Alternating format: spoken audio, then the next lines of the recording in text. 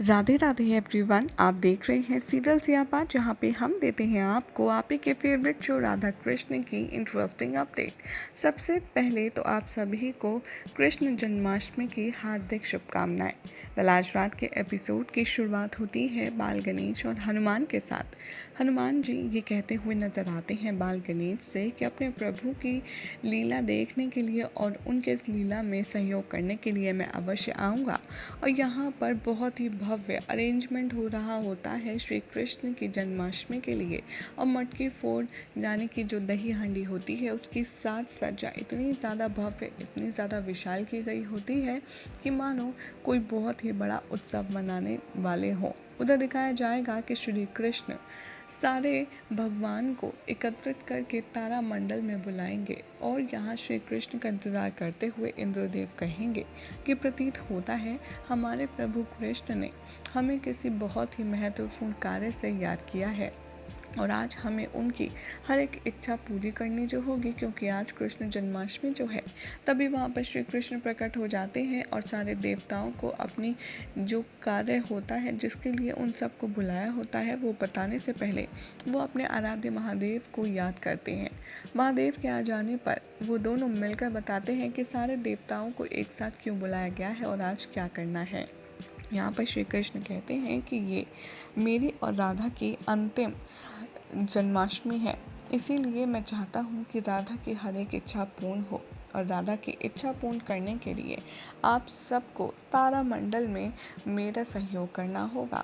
सारे देवता गण श्री कृष्ण के आगे हाथ जोड़ते हैं, नतमस्तक होते हैं और कहते हैं कि प्रभु हमसे जो कुछ हो पाएगा हम अवश्य करेंगे, आप सिर्फ आज्ञा कीजिए कि हमें करना क्या है।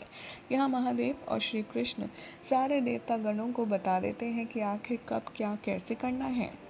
यहाँ देवतागण कहते हैं कि सारे तारे एकत्रित तो हो जाएंगे, लेकिन उन सबको इतनी ऊंचे से लाने का ये काम करेगा कौन, ये हम लोगों के तो बस में है नहीं। तभी श्री कृष्ण इशारा करते हैं और कहते हैं कि ये आपकी मदद के लिए आए हैं और यह करेंगे आपकी मदद। और वहाँ पर हनुमान जी की एंट्री होती है जो कि देवतागण को तारे एकत्रित करके उन्हें ऊंचाई पर ले जाने में मदद करने वाले हैं।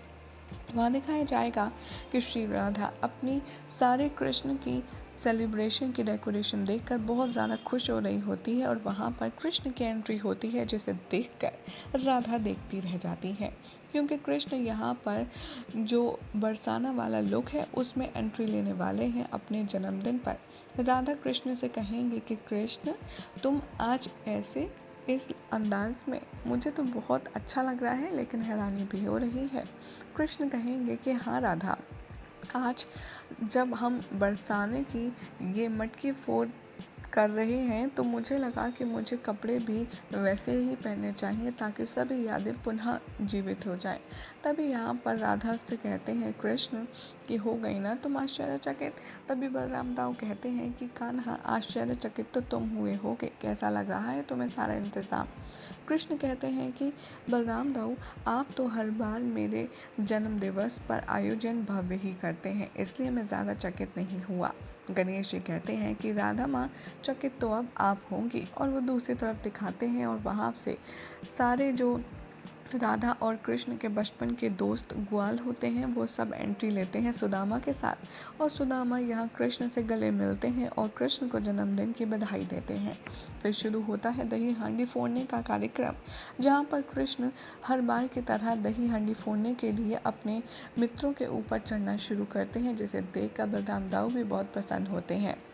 राधा यहाँ कृष्ण को ऊपर चढ़ता देख कहती हैं कि अच्छा, इतनी आसानी से मैं तुम्हें मटकी नहीं फोड़ने दूंगी।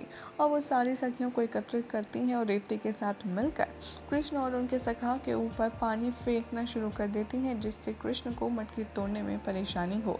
कृष्ण बड़ी मुश्किल से मटकी फोड़ने के लिए ऊपर चढ़ जाते हैं और दही हांडी को फोड़कर वो अपना जन्म दिवस और भी ज़्यादा विशेष बना देते हैं। फिर कृष्ण नीचे आकर दही हांडी से निकला हुआ माखन खुद खाते हैं और अपनी प्यारी राधा को भी खिलाते हैं।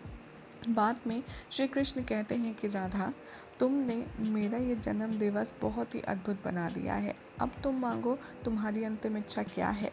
राधा कहती हैं कृष्ण मैंने तो तुमसे इस बारे में कुछ कहा ही नहीं, तो तुम्हें कैसे पता? कृष्ण कहते हैं कि राधा अगर तुम रोगी तो क्या वो मुझसे छुप पाएगा? मैंने तुम्हारे हाथ में ये पत्र देख लिया था जिसे तुम पढ़कर रो रही थी, और इसीलिए अब तुम मुझसे मांगो कि तुम्हारी अंतिम इच्छा क्या है। राधा कहती हैं कि कृष्ण ऐसा संभव नहीं है, आज जन्माष्टमी है और आज दही हांडी फोड़ी जाती है, और मेरी इच्छा तो ये थी कि जब मैंने सुना है कि जब कोई इच्छा पूर्ण होती है तब टूटा तारा आता है, और टूटा तारा देखकर अगर हम कोई इच्छा मांगते हैं तो वो पूरी अवश्य होती है। भला मैं ऐसे कैसे कह सकती हूँ? कृष्ण कहते हैं कि सखी की इच्छा मेरे लिए आदेश, और ऐसा ही होगा। तुम्हें टूटता तारा देखना है और उस पर अपनी इच्छा व्यक्त करनी है ना, तो तुम्हारी इच्छा अवश्य पूरी होगी राधा। चलो मैं तुम्हें कहीं लेकर चलता हूँ। राधा कहती है हम कहाँ जा रहे हैं? कृष्ण उनको ब्लाइंड फोल्ड करते हैं, मतलब आँख पर पट्टी बांधते हैं और उन्हें निधि वन ले जाते हैं, जहाँ पर राधा देखकर बहुत ही ज़्यादा प्रसन्न होती हैं और कृष्ण से कहती हैं कि मुझे पुनः तुमने सब कुछ एक बार याद दिला दिया। कृष्ण ये निधि वन है जहाँ पर हम दोनों ने हमेशा एक साथ समय बिताया है। कृष्ण कहते हैं कि हाँ राधा, अब मैं तुम्हें एक ऐसी खास जगह लेकर जाऊँगा जहाँ पर हम हमेशा रहे थे और रहने वाले हैं। राधा पूछती है कृष्ण से कि हम कहाँ जा रहे हैं। कृष्ण राधा का हाथ पकड़ते हैं और गायब हो जाते हैं और पहुँच जाते हैं तारामंडल यानी कि ब्रह्मांड में, जहाँ पर बहुत सारे तारे होते हैं और बहुत ही विशाल मटकी टंगी होती है, जिसे देखकर राधा बहुत प्रसन्न हो जाती है और कहती हैं कि कृष्ण ये क्या, मैं कोई स्वप्न तो नहीं देख रही? कृष्ण कहते हैं नहीं राधा, तुम कोई स्वप्न नहीं देख रही, बल्कि ये सब कुछ सत्य है। मैं तुम्हारे लिए एक तारा नहीं बल्कि ब्रह्मांड के सहस्त्र तारे तोड़ दूंगा, और फिर तुम्हें जो इच्छा मांगनी है तुम मांग लेना। वे सारे देवता इकट्ठे होते हैं और राधा और कृष्ण सबका धन्यवाद करते हैं इतना खूबसूरत इंतज़ाम करने के लिए। यहाँ पर हनुमान जी कहते हैं कि आपके प्रभु की इच्छा के लिए तो हम कुछ भी कर सकते हैं, और यहाँ राधा सबकी एक एक करके तारीफ़ करती हैं और सबका धन्यवाद भी करती हैं। उसके बाद राधा कृष्ण होते हैं और यहाँ कृष्ण अपने विशाल आकार करते हैं और मटकी फोड़ते हैं, और जैसे ही वो तारों से बनी महाकुंभ फोड़ते हैं, वहाँ एक नहीं दो नहीं बल्कि सारे तारे एक साथ टूटने लगते हैं, जिसे देखकर राधा बहुत प्रसन्न हो जाती हैं और कृष्ण कहते हैं लो राधा, अब तो बहुत सारे तारे टूट गए, एक नहीं, अब तुम्हें जितनी इच्छा मांगनी है मांग लो। राधा कहती है कृष्ण तुमने मेरे लिए ये जन्माष्टमी बहुत ही ज़्यादा भव्य, बहुत ही ज़्यादा सुंदर बना दी। कृष्ण कहते हैं कि ये हमारी आखिरी जन्माष्टमी है, आखिरी उत्सव है द्वारिका में, इसीलिए तुम इसका आयोजन नहीं करना चाहती थी ना? पर राधा, कुछ ऐसा होने वाला है जिसकी कल्पना भी तुमने नहीं की होगी। जो कुछ होगा वो तुम्हें अत्यंत प्रिय होगा और तुम्हें सब कुछ अच्छा भी लगने वाला है, बस तुम भरोसा रखो। राधा भी खुश हो जाती हैं और श्री कृष्ण भी उनको बहुत ही ज़्यादा प्रेम पूर्वक समझाते हैं और कहते हैं कि अब मेरे जन्म को 100 वर्ष पूरे हो गए हैं, बहुत जल्द हम हमेशा के लिए एक होने वाले हैं, और अब ये लंबा इंतज़ार भी ख़त्म हुआ। यही हो जाएगा आज रात के एपिसोड का एंड, जिसके बाद कल क्या होगा आपको बताएंगे हम अपनी नेक्स्ट रिपोर्ट में। लेकिन उससे पहले इस वीडियो को लाइक शेयर करके हमारे चैनल सीरियल सियापा को सब्सक्राइब करना ना भूलें।